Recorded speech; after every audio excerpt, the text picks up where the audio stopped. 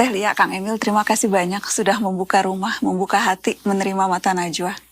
Dengan senang. Sama-sama Mbak Nana, ini pertama kali Iya betul, pertama kali. kami Membuka diri ya? membuka diri setelah sekian Iya. waktu dalam waktu berduka. Ya mudah-mudahan ada hikmah-hikmah yang jadi pelajaran lah ya buat pemirsa.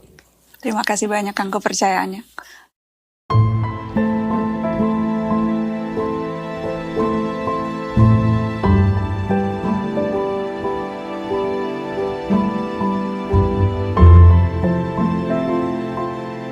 Kita biasa menyebut perasaan itu kehilangan. Kita tahu semua akan meninggalkan dan ditinggalkan. Kita tahu, tapi tak pernah betul-betul siap. Selalu terasa tiba-tiba, seketika, meninggalkan lubang di dada. Apalagi Kamis 26 Mei 2022. Jelas, tidak ada yang siap dengan kabar itu. Putra sulung Gubernur Jawa Barat Ridwan Kamil, Emril Khan Mumtaz atau Eril, dinyatakan hilang saat berenang di Sungai Air, Swiss. Proses pencarian langsung dilakukan keluarga dan kepolisian Swiss. Setelah 2 pekan pencarian, jasad Eril akhirnya ditemukan. Mata Najwa hadir mendengar cerita dari orang-orang terdekat Eril, terutama kedua orang tuanya. Bagaimana mereka yang ditinggalkan, di antara duka yang pecah dalam begitu banyak perhatian, menghadapi sebuah kehilangan.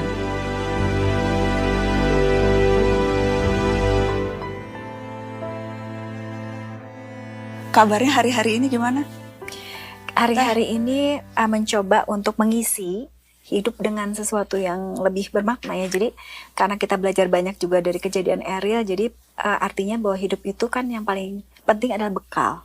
Maka itu yang kita maksimalkan. Jadi sekarang kalau seandainya ada kegiatan-kegiatan khususnya kegiatan terkait dengan masyarakat gitu ya. Seperti kalau misalkan ada kejadian bencana atau harus berbagi dan lain sebagainya, itu kita duluin deh seperti itu gitu ya. Kalau memang misalnya waktunya sangat memungkinkan, itu kita lakukan itu. Jadi sekarang sesibuk-sibuknya sebetulnya gitu. Tapi untuk hal-hal yang memang lebih banyak untuk kita mencari makna lah dalam kehidupan seperti itu. Dalam kedukaan, saya punya tanggung jawab kepada 50 juta rakyat Jawa Barat. Jadi agenda hari-hari mengikuti sambil hati ini ditata bagaimana caranya bisa fokus lah ya. Walaupun nggak bisa dihindari kan manusiawi ya. Sekelebat kan ingatan Suka kangen ya. gitu. Tapi makanya guru kami mengajarkan kalau ingat kepada yang disayang cepat doa gitu. Kalau diingat tuh jangan dilama-lama karena itu akan nanti mengunci emosinya. Maka kalau ingat Eril lagi ngapain saya Al-Fatihah gitu. Itu cara terbaik mengingat orang yang sudah berpulang itu. Pada saat momen detik diingat kita kirim doa. Nah itulah cara sekarang dalam kesibukan rutin kalau ingat almarhum saya kirim Al-Fatihah sebanyak-banyak. Yang didamba sebelum seseorang akhirnya harus pergi adalah menjadi mereka yang sempat menghabiskan waktu dengan keluarga, sempat meninggalkan memori indah, sempat melakukan sesuatu yang berarti. Sampai menit-menit terakhir kepergiannya, Eril berhasil mempersembahkan hari-hari yang manis bagi orang-orang terdekatnya. Justru pas sebelum kejadian itu, aduh dia tuh manis banget. Nah, jadi itu adalah momen terindah. Termasuk dia itu nggak suka difoto. Tapi terakhir pertemuan dengan Eril, perjalanan bersama dia itu mungkin ada lebih dari 1000 foto. Itu foto dia semua dan dia juga jadi suka selfie dan lain-lain. Termasuk senang wawangian. Jadi pagi-pagi sebelum kejadian dia masih gini, Mama, cium deh. Wangi Ril, sebelah sini mah.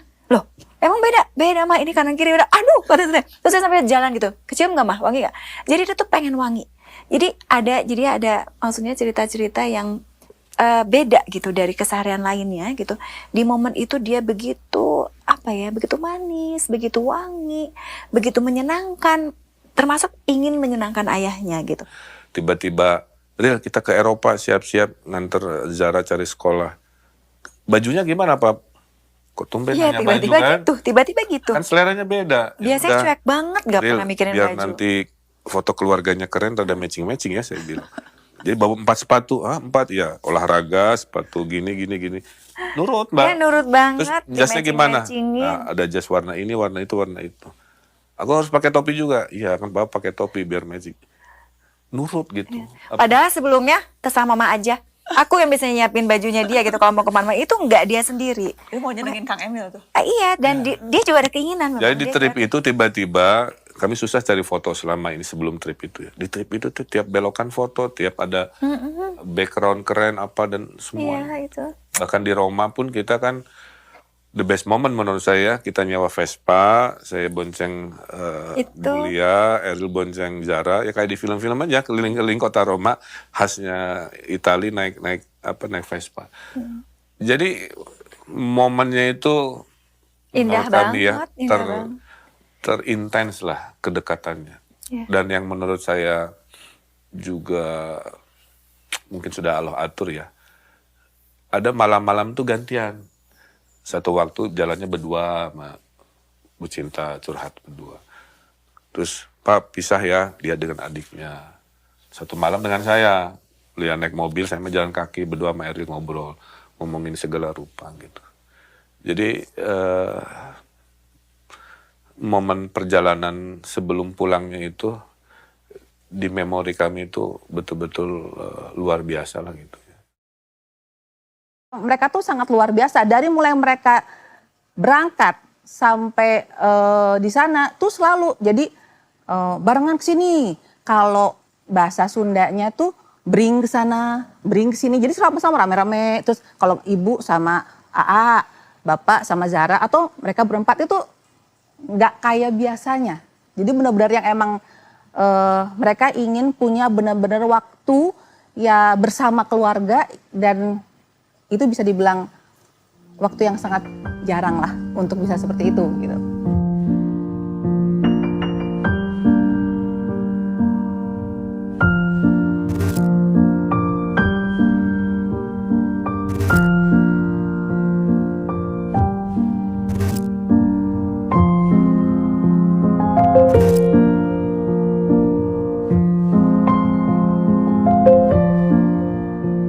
Kang Emil kan waktu itu di London ya Kang?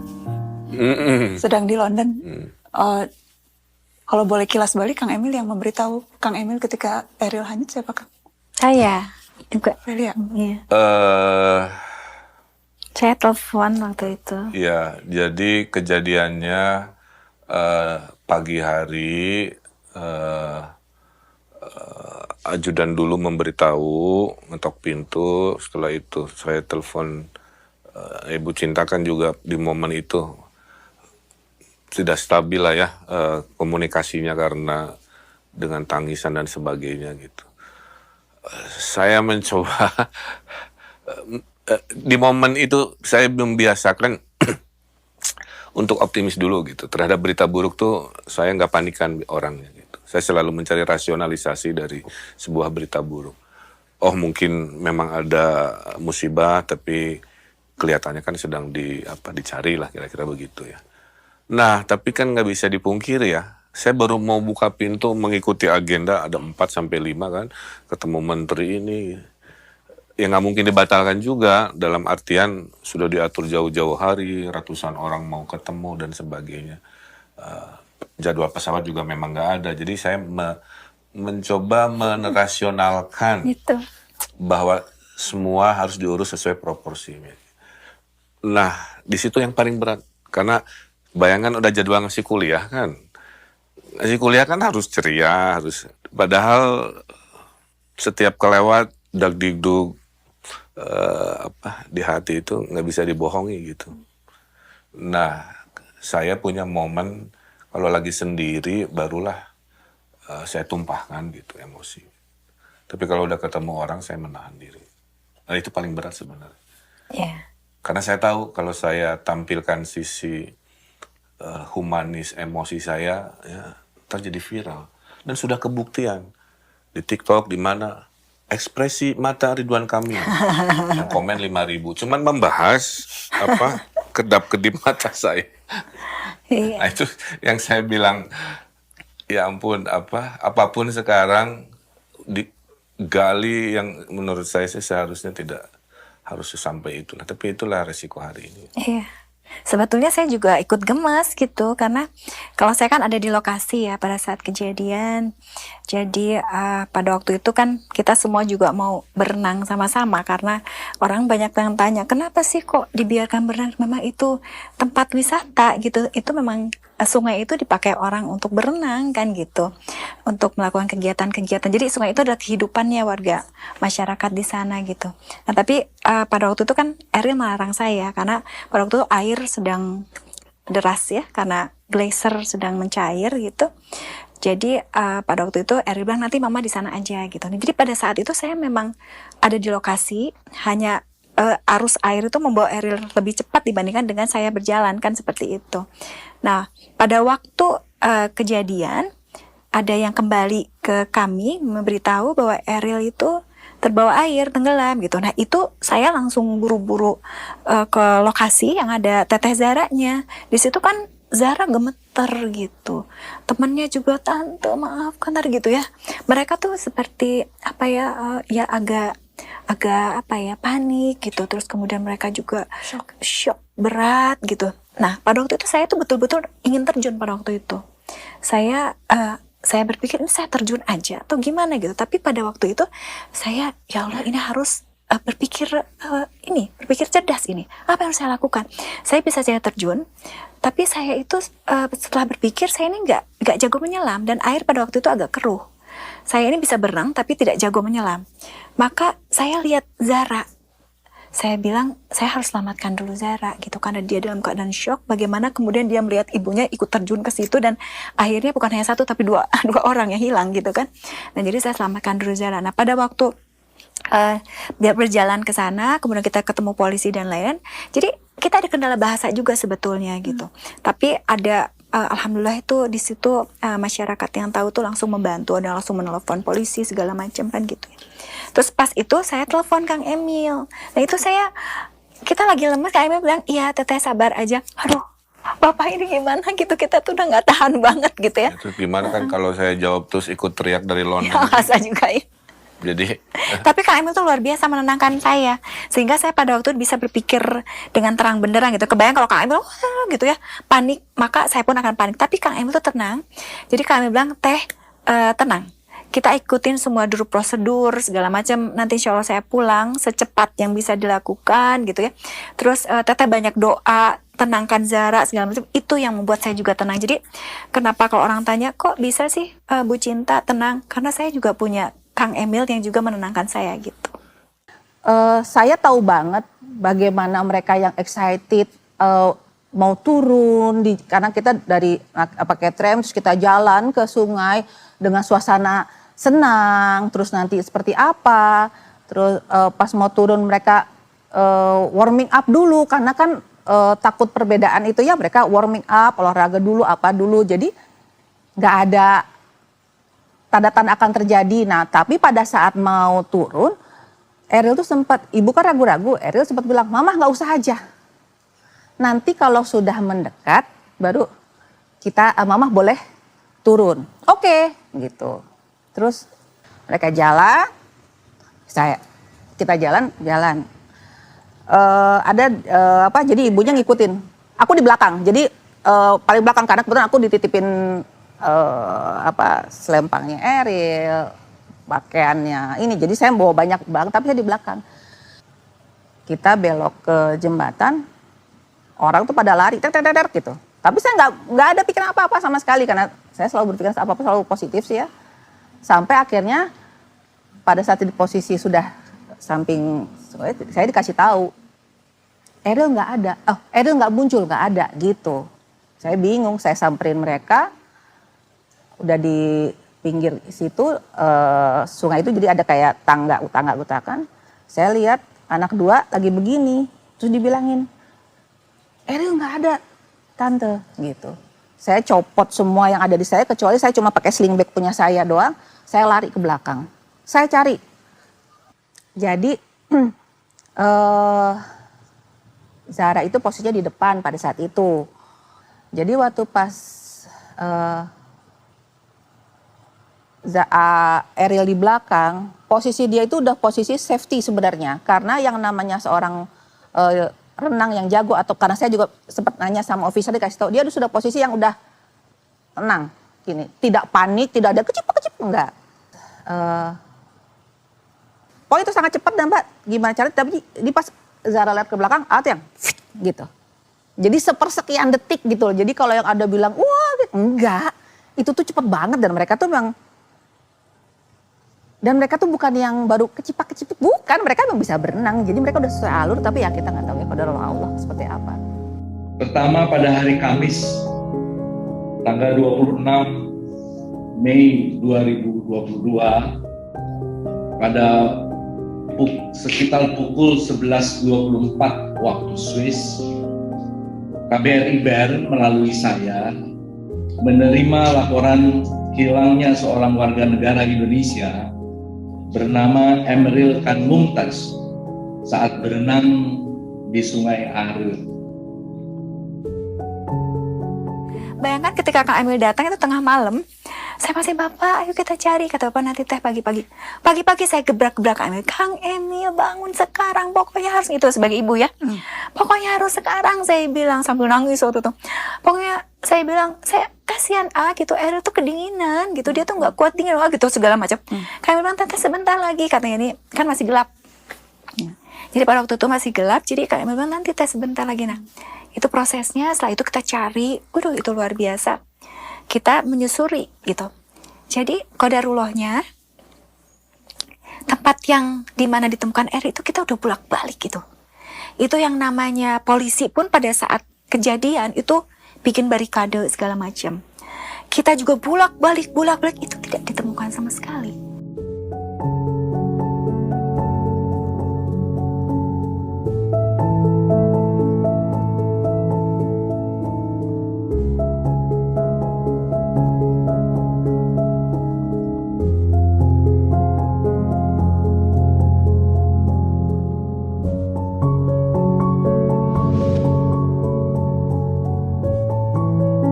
Kang Emil tadi bilang ini ujian kekuasaan, merasa powerless. Itu dia. Jadi di 14 hari itu saya diuji. Kalau di negeri orang saya nggak punya kuasa, contoh kan. Di sini saya bisa gerakan 1.000 orang dalam satu kekuasaan saya. Di sana nggak ada. Yang disebut polisi Swiss maksimal itu cuma 20 orang sekelas polsek kan. Itulah kenapa ada cerita saya turun ke sungai apa kan. Jadi dari mulai Bapak datang ke Bern sampai kita pulang, itu setiap hari kita nyari. Kita nyusurin sungai, kita atur strategi dengan Pak, ada juga Dubes, dia juga membantu, timnya ikut membantu, kita bikin beberapa tim gitu kan. Dan tim dari Swiss juga ngebantu. Setiap hari kita jalan, kita bagi tim, misalkan saya yang sama Zara tim jalur yang kanan, Bapak Ibu jalur yang kiri gitu kan. Itu seperti itu. Selalu kita start jam 9 dan selalu diakhiri oleh sekitar jam 2, jam 3. Karena kan cuaca juga udah segala macam, itu setiap hari. Terus ada, karena kita kan misah nih Mbak, Bapak sama Ibu bareng nih atau gimana. Itu tuh mereka tuh ada kayak semacam energi kalau mereka udah kelelahan. Tim yang sana udah ngoling saya. Zara deketin Bapak, Ibu deketin Bapak, Bapak deketin Zara. Jadi kita mempertemukan mereka untuk menambahkan energi baru. Jadi mereka tuh sama yang, cuma mereka tuh sering Mbak, selama itu pelukan dulu, pelukan terus oke, bisa jalan lagi. Terus setiap hari itu, seminggu itu setiap hari dari tanggal 26 ya kalau nggak salah ya. Kalau nggak salah 26, dari tanggal 27 sampai kita pulang tanggal 2 ya kalau nggak salah. Itu setiap hari. Jadi saya ke Swiss mewakili keluarga 2 kali ya. Jadi misi pertama adalah mencari dan menjemput. Misi yang kedua baru pulang kemarin itu menyampaikan ucapan terima kasih setelah pemakaman Eril. Nah misi yang pertama ini mohon maaf nih. Saya sebenarnya agak deg-degan ketika pamit ke Maci, kalimat Maci pakai bahasa Sunda. Budak teh tong ditinggalkeun nya. Maaf. Saya izin dulu narik nafas. Gitu.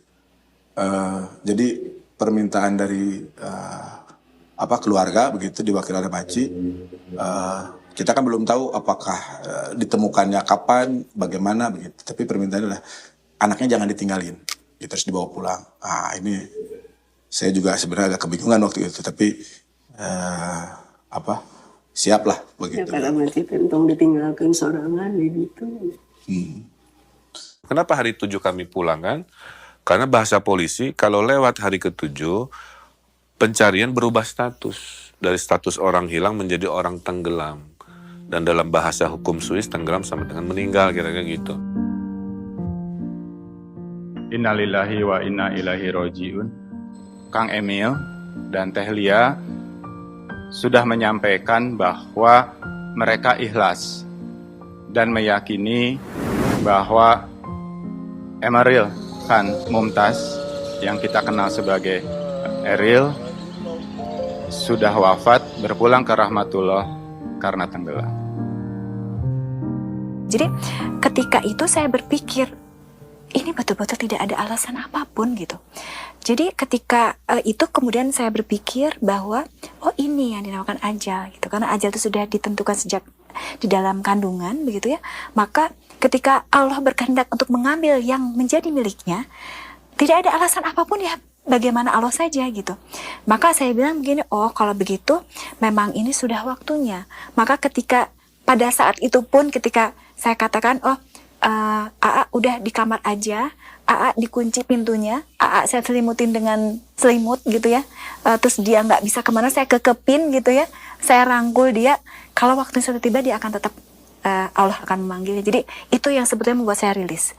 Itu yang pelan-pelan saya mulai bisa menerima bahwa oh ya, kalau ini memang kehendak Allah, dengan apalagi diakhiri dengan begitu banyak cerita-cerita indah gitu ya, bermunculanlah kebaikan-kebaikan, itu semakin rilis gitu, semakin tenang gitu hati itu, seperti itu. Takdir itu, saya bilang gitu. Gak bisa kita pengen begini, Allah udah menakdirkan begini kan, gak bisa apa-apa. Udah terima, lillahi ta'ala gitu. Untuk pesan Nomi itu aja, lillahi ta'ala, terima. Ya, harus disyukuri, saya bilang gitu. Nanti ada waktunya, nanti juga akan dapat kebahagiaan. Saya percaya gitu. Kalau saya dikasih sesuatu kesedihan, pasti akan kebahagiaan. Ya, seperti ibu-ibu yang lain aja mendoakan supaya Jadi makanya bakal dari saya kan duit 1 juta. Jadi supaya dimanfaatkan, betul ya, duit 1 juta. Apa itu duit 1 juta? Maci, bisa cerita? Ya, duit 1 juta teh. D-nya teh doa, U-nya usaha, I-nya ikhtiar, T-nya tuh tawakal.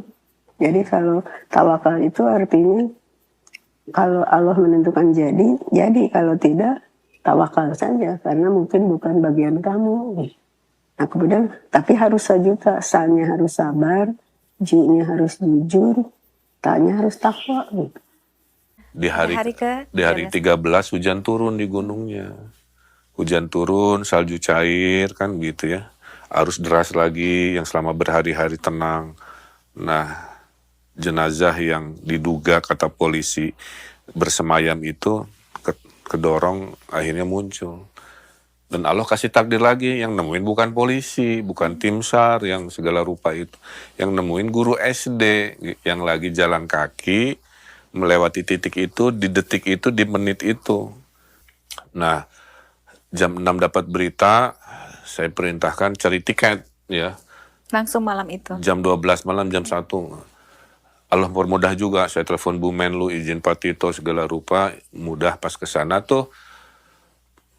Saya sudah bismillah, ya Allah, pokoknya saya ingin bertemu dengan jenazah anak saya, apapun rupanya.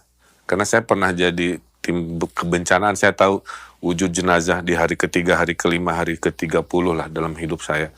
Saya udah semental itu Mbak, gitu. Nah pas buka kamar jenazah, seluruh petugasnya tuh nggak ada yang pakai masker karena nggak ada bau. Dari situ aja saya sudah wow, saya bilang saya udah siap-siap suasananya sedramatis itu ya. Nah akhirnya dapat 2 mukjizat kecil versi saya. 1 jenazahnya ternyata utuh untuk 14 hari hilang itu kan. Saya buka sletingnya kan sudah di body bag kan, dari bawah sampai atas. Jadi urutannya dari jempol kaki dulu. alhamdulillah ada gitu kan. Lututnya terus, perutnya gitu. Jadi lengkap. Dari lengkap saja saya tuh menangis juga sebenarnya, cuma nggak direkam. Jadi setengah beku karena saya pegang badannya. Dinginnya tuh nular mbak, ke body saya gitu, menandakan memang dingin sekali gitu. Terus posisi wajahnya juga saya udah siap-siap, ternyata alhamdulillah tengok kanan kayak tahiyat gitu kan. Salam ke kanan. Dalam syariat Islam tuh kan jenazah juga tengok kanan, lihat Ka'bah kan. Biasanya kalau orang hilang tuh mulutnya terbuka, ini tertutup rapat kan. Jadi perfect dari sisi untuk 14 hari gitu. Dan yang paling istimewa yang saya bikin testimoni supaya jadi catatan sejarah, dia tuh harum. Cuman harumnya itu harum tumbuhan. Mungkin karena di sungai dingin itu setengah membeku, akar-akar tumbuhan apa gitu ya, kayak seperti, jadi wanginya itu seperti daun yang direbus, ada peppermint, terus dicium. Nah itulah harumnya Eril kira-kira. Nah 2 mukjizat kecil itulah yang membuat di momen itu tuh saya bahagia karena bisa akhirnya saya hak Eril bisa saya penuhi.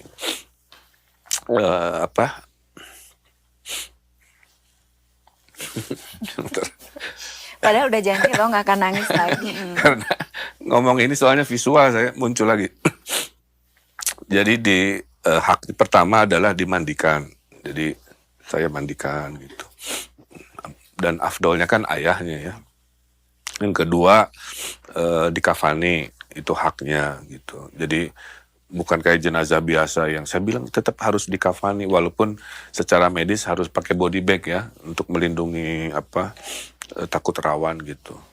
Dan yang terakhir saya azankan gitu, di telinga kirinya karena dia tengok kanan kan.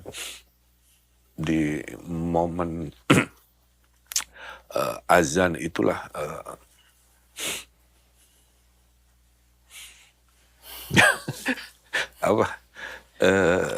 ya saya nggak bisa nahan emosi lah ya, nangis ini pas azan itu. Tapi dalam bahagia gitu poinnya itu, bukan dalam kesedihan yang di hari-hari bukan dalam kesedihan di hari-hari sebelumnya, tapi lebih Allah mengabulkan juga doa kita, ditemukan, Alhamdulillah. Jenazahnya masih baik, harum pula, beri kesempatan kami melengkapkan haknya gitu. Malamnya, nah saya belum cerita juga ke beliau, saya lemas mbak di malam itu, kayak orang nggak bisa ngapain aja. Berarti berhari-hari tegang mungkin ya, lahir batin kan, nahan emosi, nahan fisik, makan nggak jelas gitu.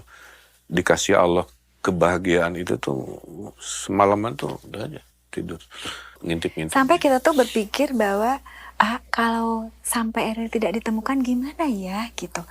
Tapi bahwa itu tuh sudah menjadi pemikiran kami gitu. Ya sudah teh, kan ini bumi Allah, dimanapun bumi Allah gitu ya. Toh Eril juga lahir di New York gitu, dia tinggal di Indonesia. Ya gak apa-apa lah gitu kalau memang dia harus pulang di situ gitu. Tuh kenapa kemudian kita menyolatkan di lokasi gitu kan. Kita juga membuat ya semacam penanda kecil lah ya, supaya kalau kita kesel tuh tahu di mana Eril itu waktunya berpisah gitu dari dunia itu di situ gitu, seperti itu.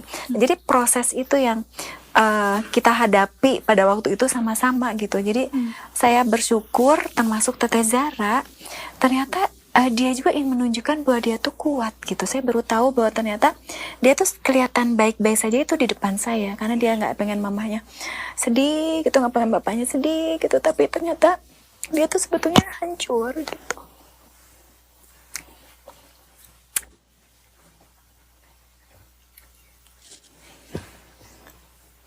Udah janji gak akan nangis.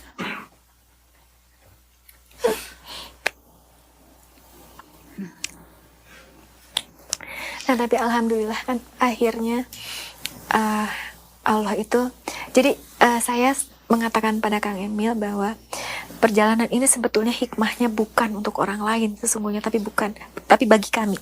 Itu yang paling utama adalah bagi kita.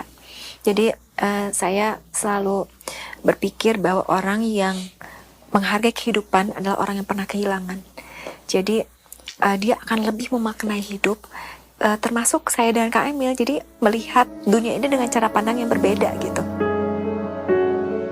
Untuk berduka bahkan tak semua orang punya waktu leluasa. Bayangkan, kabar musibah yang menimpa Eril tiba di telinga Ridwan Kamil ketika ia harus menjalankan berbagai agenda penting. Menanggung risau atas keselamatan anaknya sepanjang hari, tentu bukan ujian mudah sebagai pejabat publik atau profesi apapun, selama ia merupakan seorang ayah, seorang ibu. Yang jelas kan memang ini peristiwa yang tadi Kang Emil bilang teh, jutaan pasang mata tuh lihat begitu, mengikuti detik dari detik.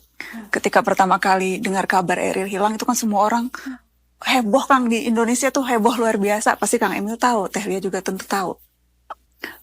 Itu menyulitkan nggak ya, Kang? Karena kan ini sebetulnya teh momen yang private ya. Kalau yang... saya secara pribadi, karena waktu itu di kondisinya, posisinya sedang di sana, itu tidak terlalu memantau pergerakan di sini. Nggak ngintip berita, Mbak. Nggak, karena pada waktu itu kita betul-betul fokus.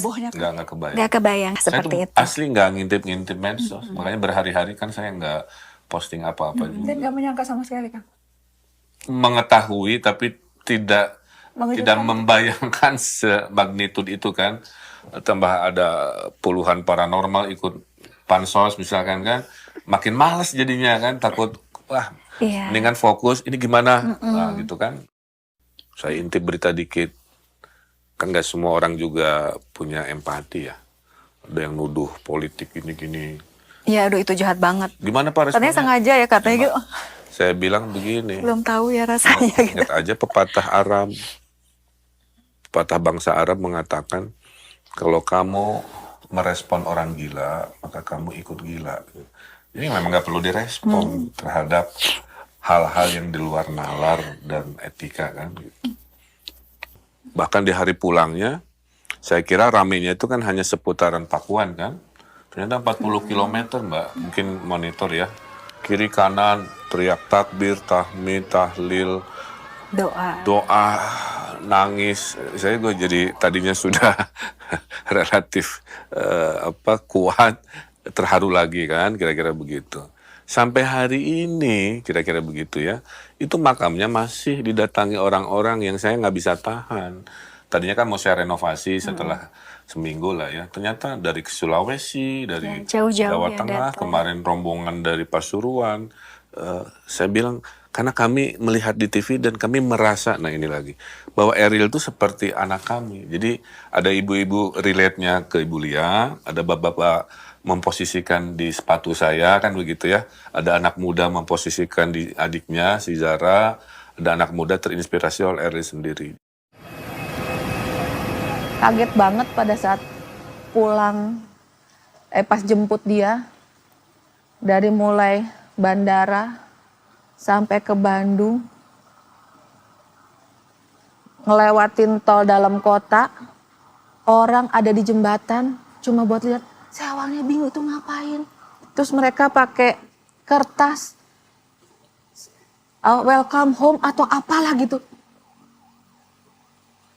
Eril loh, Emiril Khan Mumtaz, yang saya tahu kesehariannya seperti apa gitu kan. Itu sampai saya lihat ke belakang. Karena kan posisi di mobil jenazah itu, Randi, saya, Bapak, Ibu Zara, peti di jenazah di belakang saya. Saya pengen gini. Kak, kamu bawa apa sih selama ini? Apa yang bisa membuat seperti ini gitu kan? Jadi saya sama Eril tuh nggak ada sekat ya. Jadi antara kerja sama bos gitu ya, nggak ada sekat sama sekali. Kami itu seperti saudara gitu ya. Udah saya anggap juga Eril itu seperti saudara sendiri. Karena Ibu Lia dulu pernah bilang pas waktu saya pertama ke sini, dia kenalin saya ke anak-anak. Eril, Teh Jara, ini Ayendar yang akan membantu keperluan Eril sama Teh Jara. Terus yang akan mengantar jemput juga. Anggap aja Ayendar ini bagian dari keluarga gitu. Jadi mereka itu memperlakukan saya ya gak seperti memperlakukan ke pekerja ya, jadi memperlakukan seperti ke keluarga. Pernah suatu hari Eril tiba-tiba kita semua nggak tahu, tapi tiba-tiba dia memberikan sepeda ke penjaga sekolahnya gitu. Bahkan waktu itu juga saya pernah bersepeda ke sekolahnya bertiga juga sama Eril dan sama Rido. Di situ dia menawarkan banyak barangnya ke penjaga sekolahnya, itu sepatu, baju dan lain-lain seperti itu. Nah biasanya almarhum kalau misalkan lagi di musola di gedung pakuan beres sholat dan ada maci atau ibunya bapak sholat berjamaah juga, kita tuh sering banget ngobrol dan maci itu selalu memberikan apa ya istilahnya nasihat-nasihat kehidupan mengenai bagaimana kita selalu mengarungi problematika sebagai remaja untuk menghadapi masa depan. Ya di situ terlihat jelas bagaimana Eril tuh sayang banget sama Maci, selalu mencium tangannya Maci, menggenggam tangannya Maci, dan selalu meminta doa, apapun itu doanya kepada Maci setiap selesai salat. Bahkan Maci menilai diri sendiri, kalau Eril itu sepertinya gimana ya gitu, anaknya dikenal baik dan sebagainya. Semua orang yang bahkan timbulnya tuh sekarang orang-orang menyatakan seperti kebaikannya lah gitu. Kemudian jadi Eril itu kalau menolong orang, berusaha, orang itu tidak tahu bahwa dia itu sebetulnya menolong. Murah hati. Iya. Sesimpel ada tukang ayam geprek di Jalan Dago, si ibu-ibunya nangis, anaknya cerita. Saya bilang kenapa? Ya Eril itu pernah makan di sini. Terus kenapa? Harganya 30.000, Eril kasih 50.000. Terus kata Eril, Bu ambil kembalian. Nah, sesederhana kembalian tidak diambil lah ya. Tapi nempel ternyata di memori si ibu ayam geprek itu. Dan lain sebagainya. Jadi akhirnya kami pun sebagai orang tua menemukan rentetan kebaikan-kebaikan yang ditestimonikan oleh orang-orang yang tersentuh. Sehingga akhirnya saya paham secara spiritual bahwa Allah memuliakan Eril itu di hari pulangnya. Makanya saya bilang, Pak Ridwan, apa sih amalan anak? Ini pertanyaan ratusan, Mbak. Jawaban saya akhirnya ketemu. 1, dia ahli minta maaf. 2, ahli sedekah dengan ikhlas. Ada orang bersedekah tidak ikhlas karena ingin diberitakan, ingin dipotret kan. Kalau dia kayaknya banyak yang nggak tahu juga. Ya, jadi dia memberi atau membantu tanpa dia juga tahu itu adalah yang ketiganya kebaikan. Ahli terima kasih gitu. Jadi rumus hidup dari Eril mah itu kalau boleh disimpulkan, suka minta maaf, suka bersedekah dengan keikhlasan tanpa diketahui, dan suka berterima kasih. Itulah jawaban akhirnya kenapa jutaan orang Allah lembutkan mendoakan dia gitu sampai di hari akhir. Nomi nggak nyangka perhatian orang, cinta orang luar biasa. Sama sekali nggak nyangka. Kalau di rumah itu kan orangnya biasa gitu, cengengesan gitulah. Gitu. Cengengesan. Kalau dia lagi gini meluk dari belakang teh, gitu. Kamu teh gimana? Saya bilang gitu kan. Atau kalau lagi tidur. Tahu-tahu nangkep tidur gitu. Ini apa sih gitu kan. Orangnya gitu. Jahil gitu. Jahil. Udah gitu kalau saya lagi duduk ini. Nomi nyanyi dong. Dia bilang gitu kan. Nyanyi tirai dong. Nyanyi tirai gitu kan. Enggak aku mah suka Dealova. Saya bilang gitu kan. Besok nyanyi-nyanyi katanya. Terus dia nurusin gitu. Nyanyi bareng. Kalau saya kan lagu apa? Dealova. Yang mana sih itu? Yang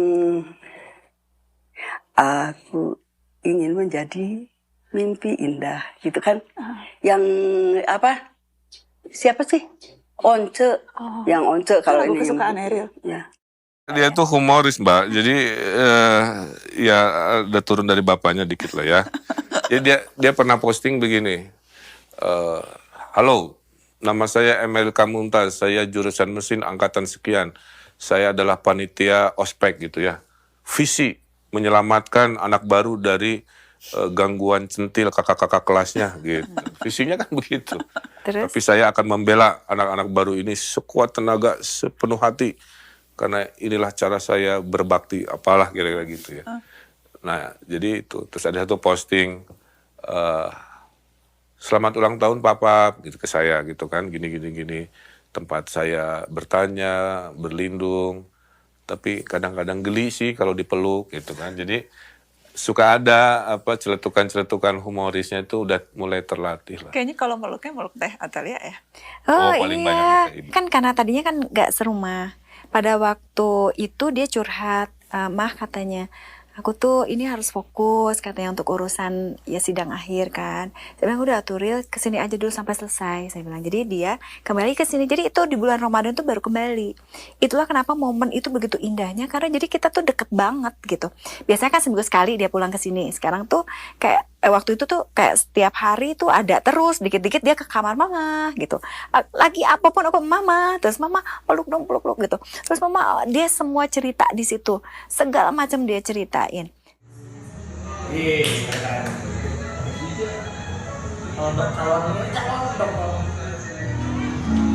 Oh Tuhan, ku cinta dia, ku sayang dia, rindu dia, inginkan dia. Oh Tuhanlah rasa cinta di hatiku. Tapi itu kemarin Hanya sedih dengan banget saya. cara yang berbeda. Jadi waktu kita ngurusin surat kematian Ariel, kan dapat akte tuh. Pada waktu dapat akte itu saya, oh iya terima kasih Pak, gitu kan. Terus tiba-tiba ini Bu sekalian kartu keluarganya. Di situ saya nangis karena nama Ariel udah nggak ada kan di situ. Jadi saya bilang Bapak kenapa dihilangin gitu, udah biarin aja gitu.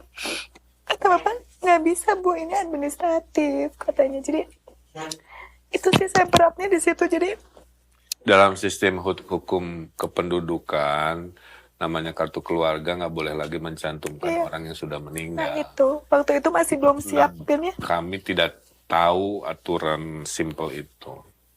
Cuman mungkin si petugasnya ya tahun depan kali ngasihnya gitu.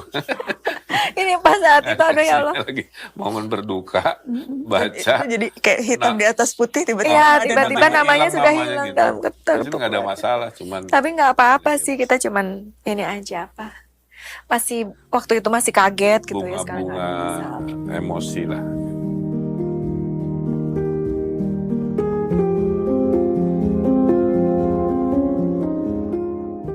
Dalam ruangan ini, doa-doa melekat di dinding. Kata-kata di ratusan catatan ini seperti para peziarah bergantian melepas kesedihan, termasuk dari mereka yang belum mengenal Ariel sama sekali. Sebagian rela datang karena mendengar cerita-cerita baik tentang Ariel. Cerita, kenangan, ingatan, itu juga yang bisa menegarkan. Ini ada bagus banget kan? Boleh dibaca nggak Kang? Kelihatan nggak Kang? Ariel, kamu orang baik banget, kamu udah bantu.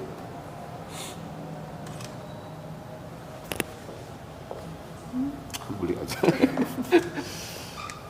Ariel, kamu orang baik banget. Kamu udah bantu orang tuaku dan kakakku di pernikahannya. Kamu dari subuh udah jemput suami dan kakakku ke masjid tempat akad nikah.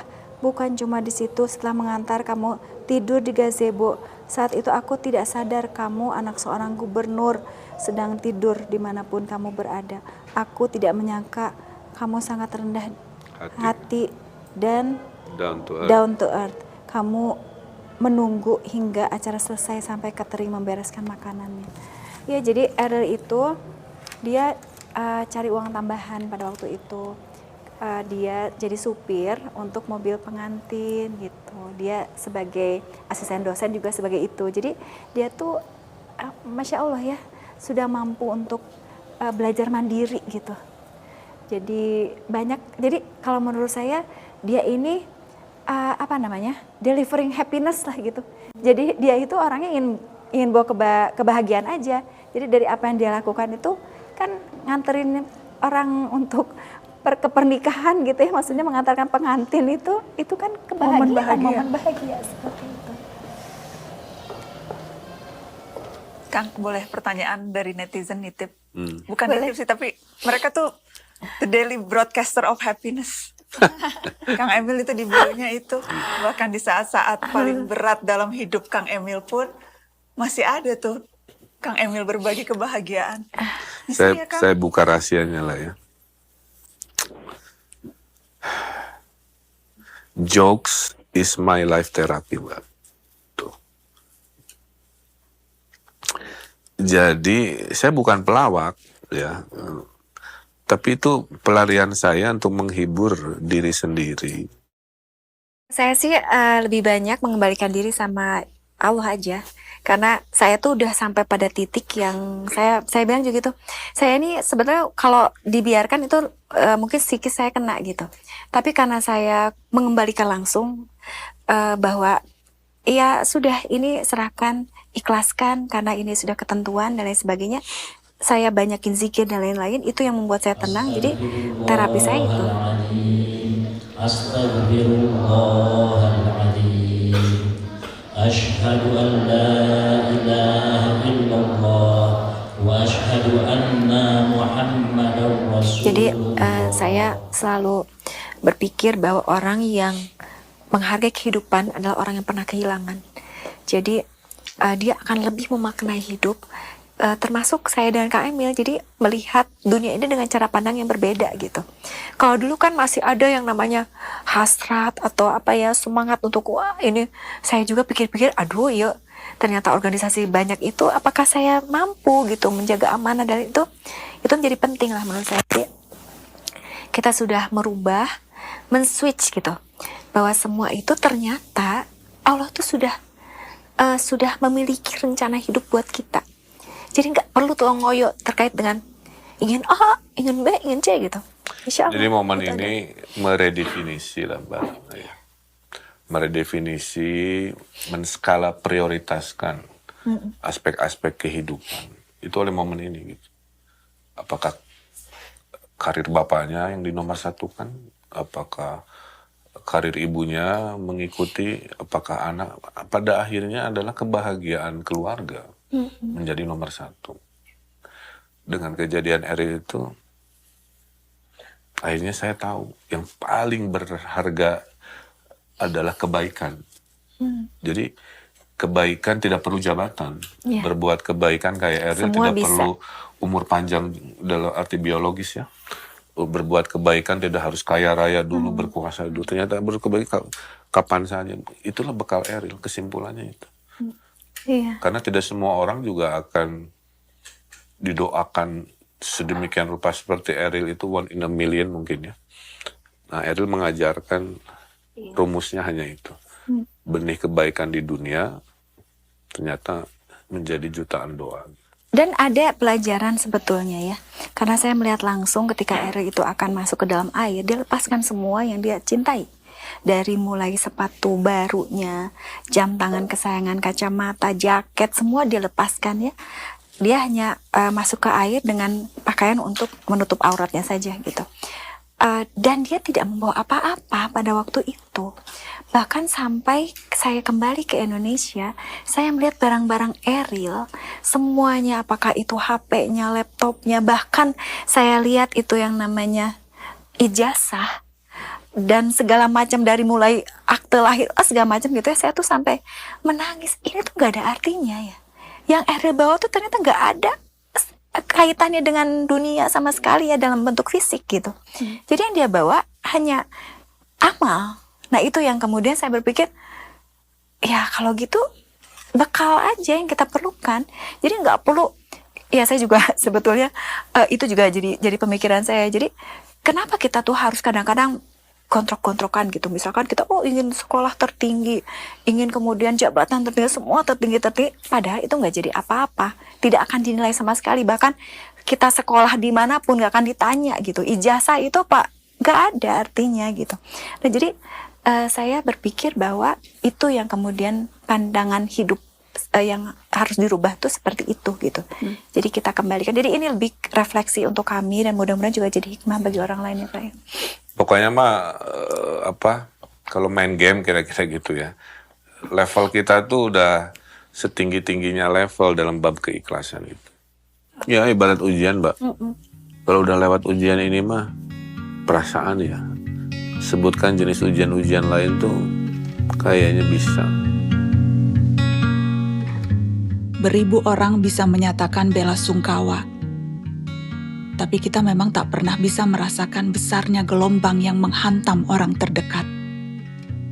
Terhadap mereka, kita hanya bisa mendengarkan. Itu pegangan saya. Daftar pertanyaan yang saya susun dengan sangat hati-hati, nyaris tak terpakai. Bercerita panjang dengan sendirinya seakan tanpa putus, tanpa ingin berhenti. Mengingat detail memori-memori bersama Eril. Saya pernah mendengar ujaran, bila kita begitu mencintai seseorang, ia tak pernah mati. Ia hanya berganti bentuk, menjadi kenangan, menjadi semangat, atau menjadi kebijaksanaan. Mungkin yang harus dilakukan bukanlah belajar hidup tanpa orang yang meninggalkan kita, tapi belajar hidup dengan cinta yang mereka tinggalkan.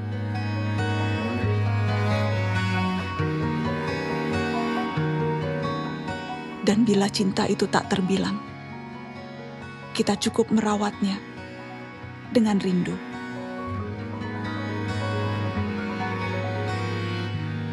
Terus kita ketemu Arka itu ada di rumah yatim.